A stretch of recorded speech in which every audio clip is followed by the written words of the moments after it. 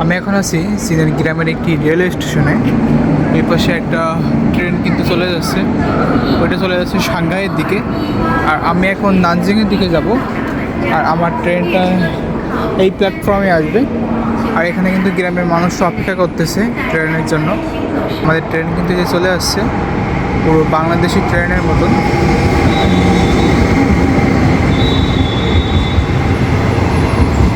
আমার বগি নাম্বার হচ্ছে 17। আর এইখানে যে দেওয়া রয়েছে 17-18 নম্বর বগি এইখানে দাঁড়াবে। তো এইটা হচ্ছে 17 নম্বর বগি, আর আমি এখন এই বগিতে উঠবো। যাত্রী এখন নামছে।